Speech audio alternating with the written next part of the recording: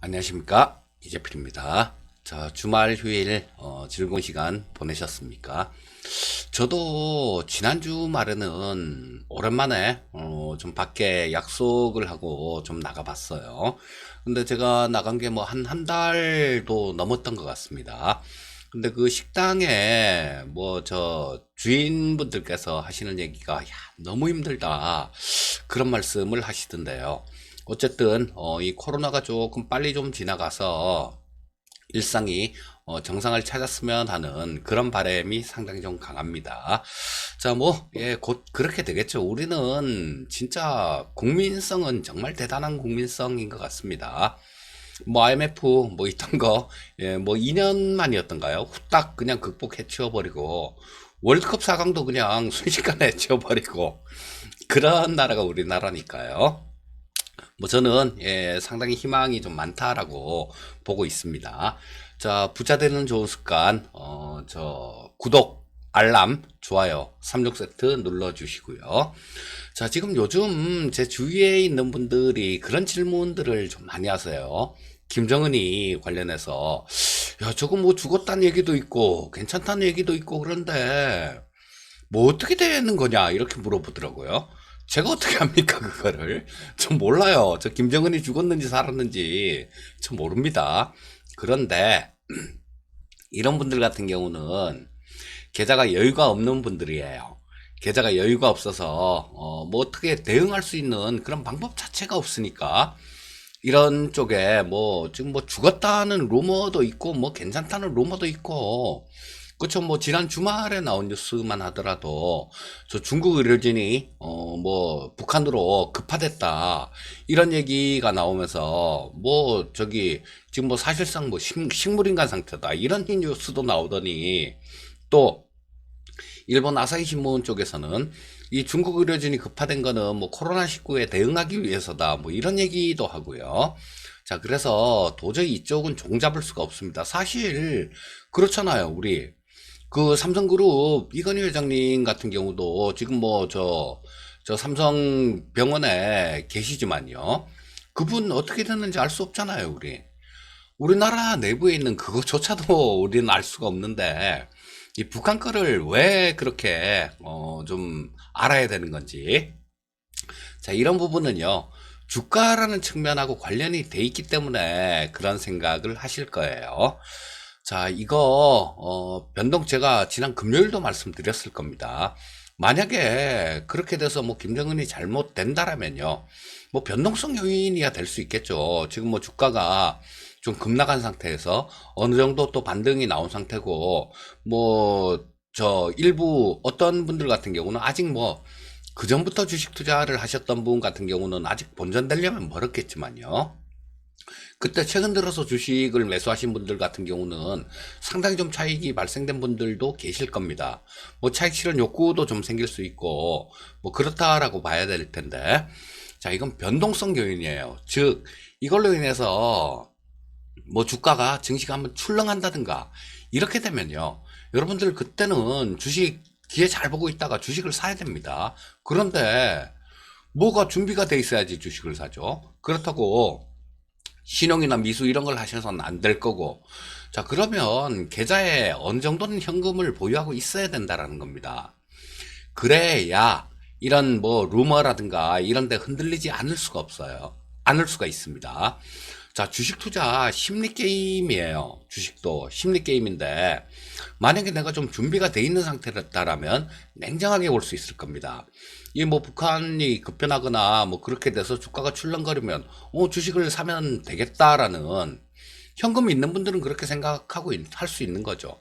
하지만 전혀 없으셨던 분들은 어떻게 될까요?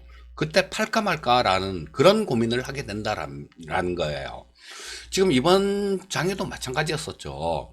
3월 20일 날 제가 아침 시황 방송 시간에서 지인들이 전화 오고 그러면 주식 그냥 사라 그런다고 그리고 저조차도 주식 사고 있다고 여러분들 지금 용기 낼 때입니다 이런 말씀을 드렸는데요. 그거는 준비가 돼 있기 때문에 그런 얘기를 할 수 있는 거예요. 준비가 돼 있는 사람들은. 하지만 준비가 안 돼 있는 분들 같은 경우는 그때나 아니면 그때 공포에 질려갖고 팔거나 아니면 조금 올라왔을 때 그때 주식을 팔고 없었을 겁니다. 하다못해 신용 같은 거 이런 거 하신 분들은 도저히 견딜 수가 없는 거죠.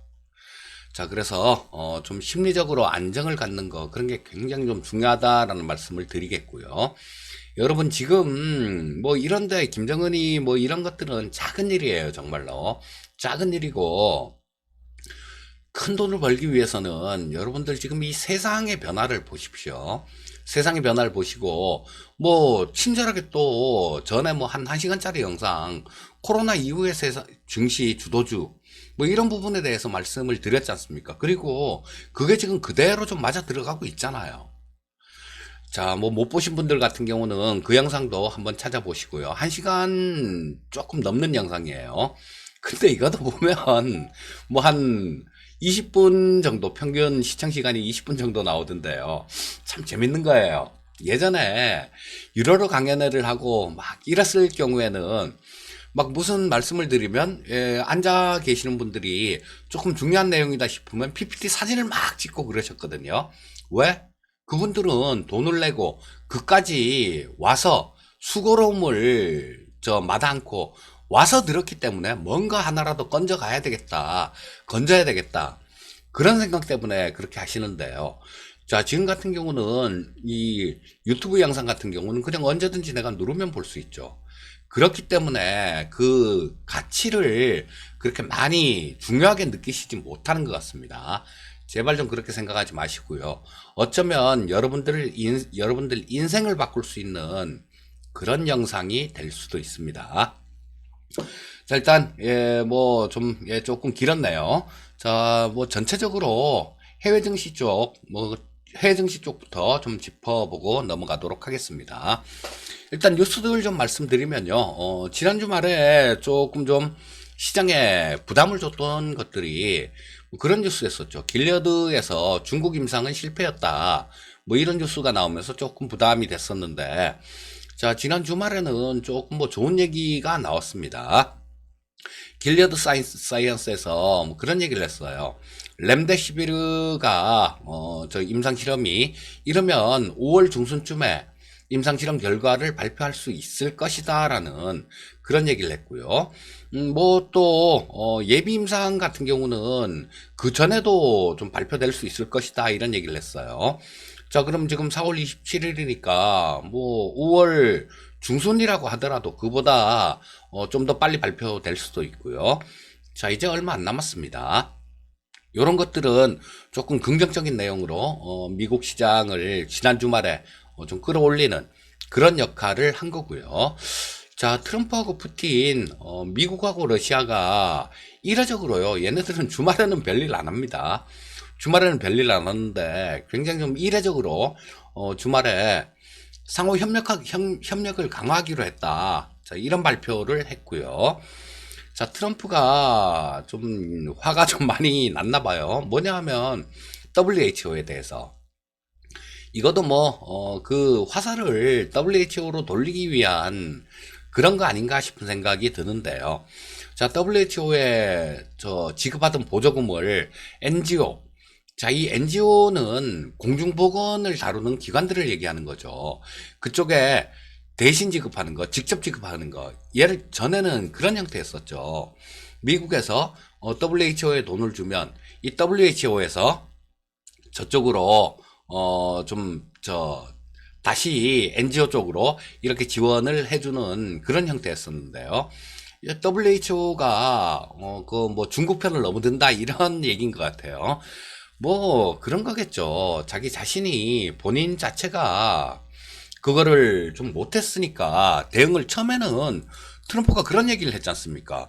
야, 이거 감기야, 감기. 뭐 감기 독감으로 죽는 사람도 7만 명이나 되는데 뭐 이거 갖고 호들갑을 떨어. 자, 그렇게 트럼프는 처음에 얘기를 했었어요.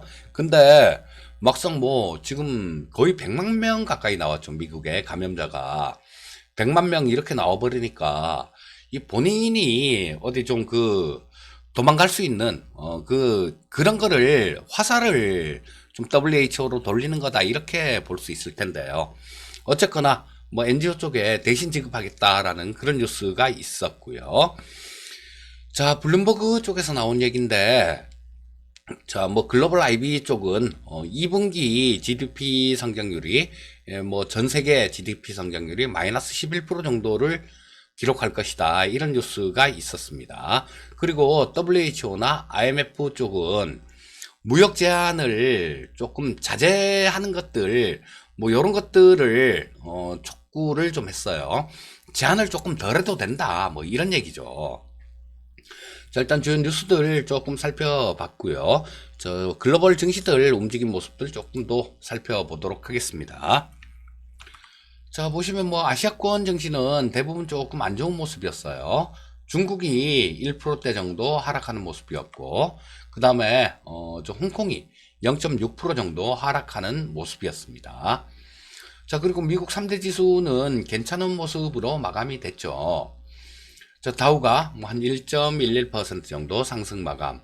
그 다음에 저 S&P 500이 1.39% 정도, 나스닥이 1.65% 정도, 그리고 필라델피아 반도체 지수가 한 2.28% 정도 상승하면서 미국 시장은 주말을 앞두고 상당히 좋은 모습으로 마감된 모습이었습니다. 자, 다음은 뭐 나스닥 저거 차트 좀 보면서 말씀드리겠습니다. 자, 보시면 좋았어요. 저 시작할 때는 보합권 근처 정도에서 시작했었죠. 자, 여기서 보합권 근처에서 뭐 출발은 했지만 조금 뭐 장 초반에 왔다 갔다 하는 모습이 있었는데요. 자, 요거는 저 상당히 장중에는 상당히 좀 좋은 모습으로 이렇게 진행되면서 종가가 고가 근처 정도, 자, 이쯤에서 마감이 됐는데요. 뭐 아까 말씀드렸던 렘데시비르에 대한 기대감들, 그리고 트럼프가 또 4차 부양책에 대해서 사인을 했다라는 얘기, 그런 얘기들, 뭐 그리고 뭐 저런 것들, 어쩌면 또 지금 이번 주에는 FOMC 회의가 있죠. 연준의 통화정책 회의가 있는데, 자, 그런 쪽에서 또 뭐 추가로 뭐 좋은 얘기를 해주지 않을까라는 뭐 기대감, 그런 기대감들도 일정 부분 조금 포함이 돼 있는 걸로 뭐 그렇게 생각이 됩니다. 자, 뭐 전에 이 어제 고점 근처 정도에서 그러니까 지난주 목요일 날 저 기록했던 그 고점 근처에서 좀 마감되는 모습이었어요. 자, 일봉 한번 보도록 하겠습니다.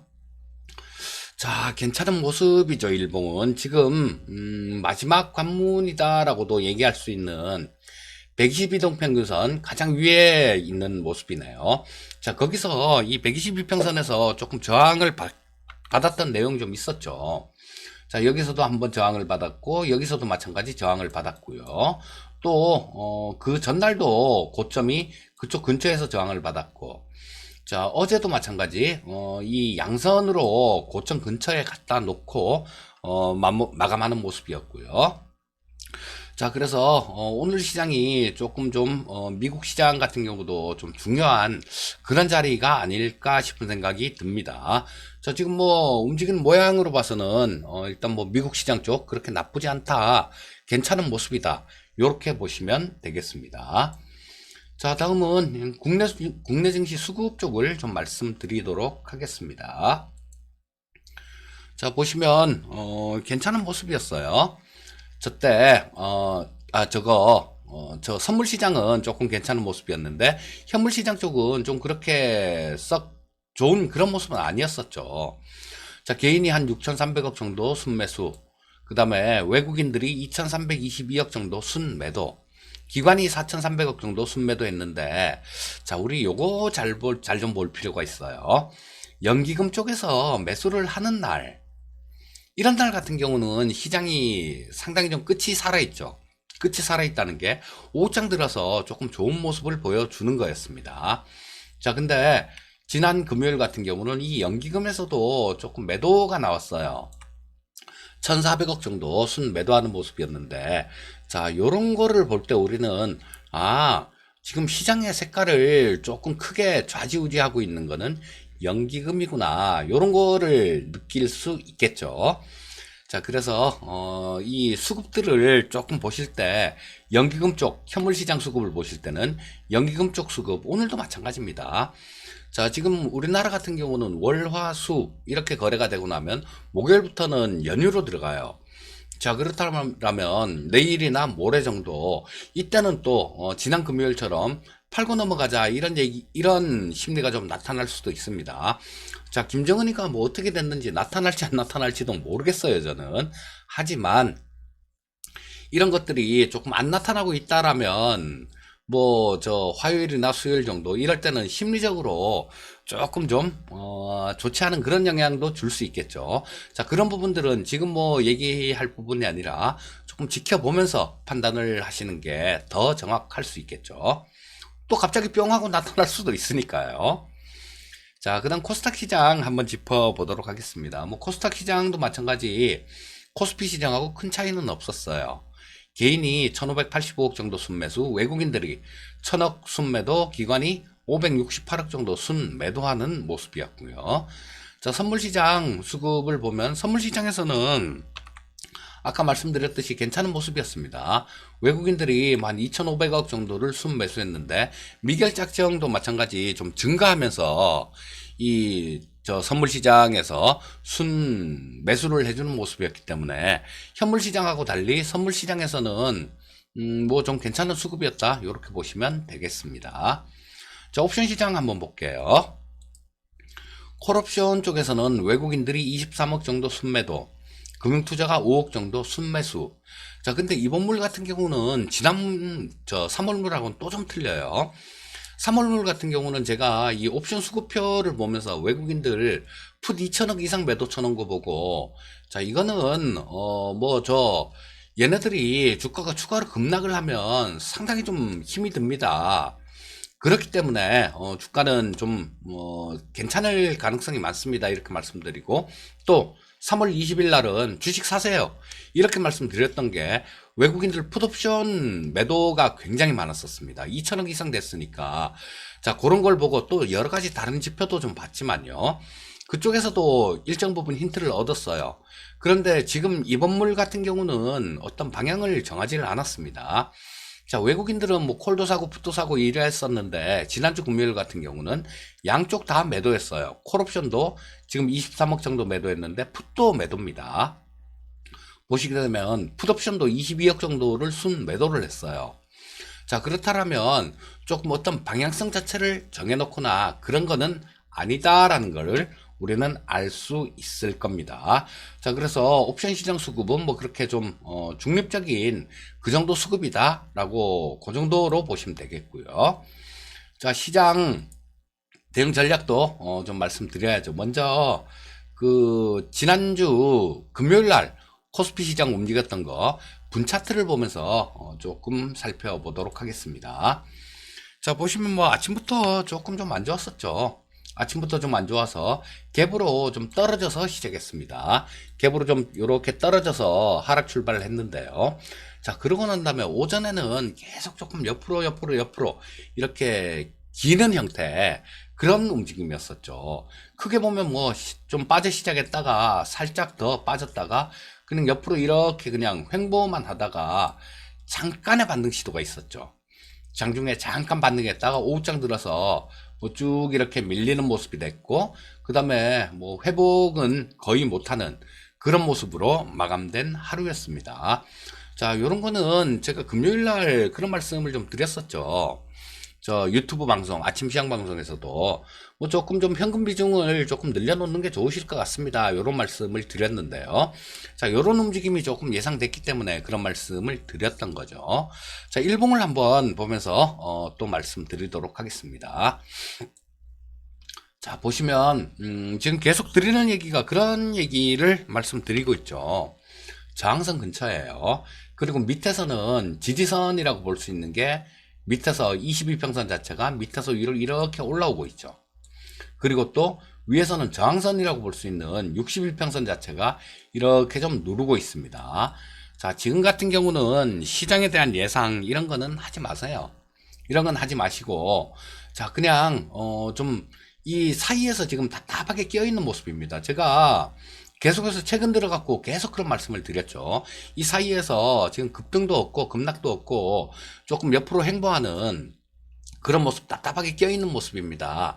자, 요럴 때는 좀 빠졌을 때 주식을 사서 조금 올라가면 정리를 하고 그런 단기 매매만 하시면 좋겠습니다 라는 말씀을 드렸는데요. 자, 지금까지 그렇게 좀 맞아 들어갔습니다. 자, 지금 같은 경우도 마찬가지예요. 이거를 62평선 자체를 강하게 좀 뚫어준다라면 이번 장에 2000 이상도 한번 볼 수 있습니다.